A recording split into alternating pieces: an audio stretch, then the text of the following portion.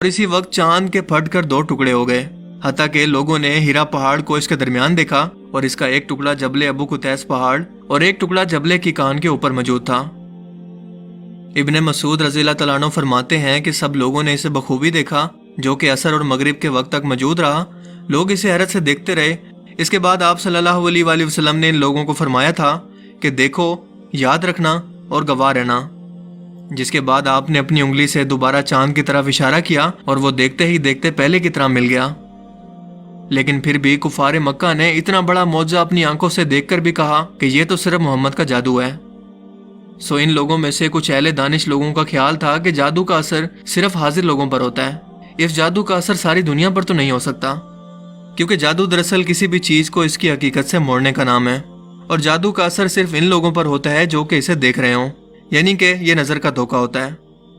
لیکن نبی پاک صلی اللہ علیہ وآلہ وسلم کا شق القمر کا واقعہ کوئی جادو نہیں بلکہ حقیقت پر مبنی معجزہ تھا، جسے وہاں موجود لوگوں نے نہیں بلکہ پوری دنیا کے انسانوں نے دیکھا، پھر چاہے وہ دنیا کے کسی بھی کونے میں یا جہاں بھی موجود تھے،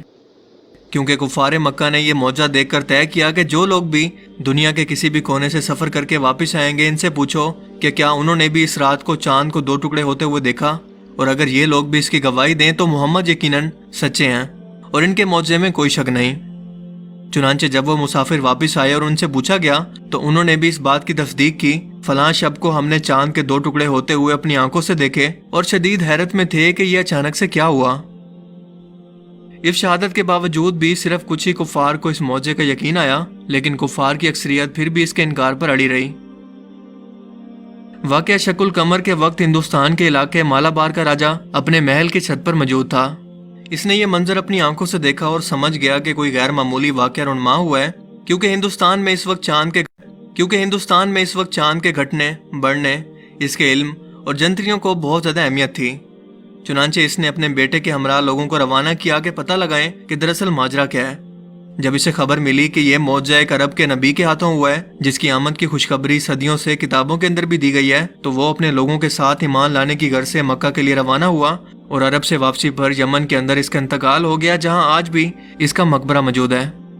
مالابار کی تاریخ بیان کرتے ہوئے ہندوستان کی کتابوں کے اندر آج بھی اس کا ذکر ملتا ہے۔ حال ہی میں ناسا کے ایک سیٹلائٹ لیونر دی کونسینس نے چاند کی ہزاروں تصاویر لینے کے بعد زمین پر بھیجی، تو سائنسدان یہ دیکھ کر دنگ رہ گئے اور انہیں یہ تصویریں دیکھ کر یقین ہی نہیں ہوا کہ ایسا بھلا کیسے ممکن ہے کہ چاند کی سطح پر ایک عظیم الشان دراڑ موجود ہے، جو یہ بتاتی ہے کہ ماضی میں جیولوجیکل حالات کی بدولت ہمارے چاند کی سطح الگ ہونے کے بعد اب تک نہ صرف مسلسل سکڑ رہی ہے بلکہ جڑنے کی کوشش کر رہی ہے، یعنی کہ ہمارا چاند ماضی میں کسی وقت 2 ٹکڑے ہوا، لیکن پھر گریوٹی یا کشش ثقل نے اسے دوبارہ سے جوڑ دیا، لیکن پھر بھی اس دراڑ کو آج واضح طور پر دیکھا جا سکتا ہے۔ یہ ایک بہت بڑی کھوج تھی جسے اس وقت کے اخبارات اور ریسرچ پیپر کے اندر بھی پبلش کیا گیا۔ نیشنل ایروسپیس میوزیم کے ڈائریکٹر ٹام واٹرز نے ان نشانوں کو لوبرٹ سکارپس کا نام دیا، جو کہ تصاویر میں بھی واضح طور پر دیکھے جا سکتے ہیں۔ 1989 میں ناسا کے اسپیس کرافٹ نے ایک چونکا دینے والی کھوج کی۔ یورینس کے 5 چاند میں سے ایک چاند، جس کا نام ہے میرنڈا، یہ اچانک سے خلا میں سے آنے والے کسی آوارہ شہاب ثاقب کے ٹکرانے کے بعد اچانک سے ٹکڑے ٹکڑے ہو گیا، لیکن حیرت انگیز طور پر کچھ ہی دیر بعد گریوٹی یا کشش ثقل نے اسے پھر سے پہلے کی ہی طرح جوڑ دیا، جس نے غیر مسلم سائنٹسٹ کو بھی یہ ماننے پر مجبور کر دیا کہ اس وقت کی طرح ماضی میں ہمارے چاند کے ساتھ بھی کچھ ایسا ہی ہوا ہوگا۔ اس ایونٹ کی تصویریں 1989 کے نیشنل جیوگرافک میگزین میں باقاعدہ طور پر پبلش کی گئی، جس نے دنیا کو یہ بتایا کہ آج سے 1400 سال پہلے نبی پاک صلی اللہ علیہ وآلہ وسلم کے ہاتھوں رونما ہونے والے معجزے کی حقیقت اللہ تعالیٰ سچ ثابت کروانے کے لیے خود غیر مسلموں کی تحقیق اور ریسرچ سامنے رکھ کر انہیں آئینہ دکھا رہا ہے کہ رب کریم کی ذات کے لیے کچھ بھی ناممکن نہیں ہے، پھر چاہے وہ چاند کو 2 ٹکڑے کروانا ہو یا اپنے محبوب کو آسمانوں پر بلا کر سفر معراج کروانا ہو،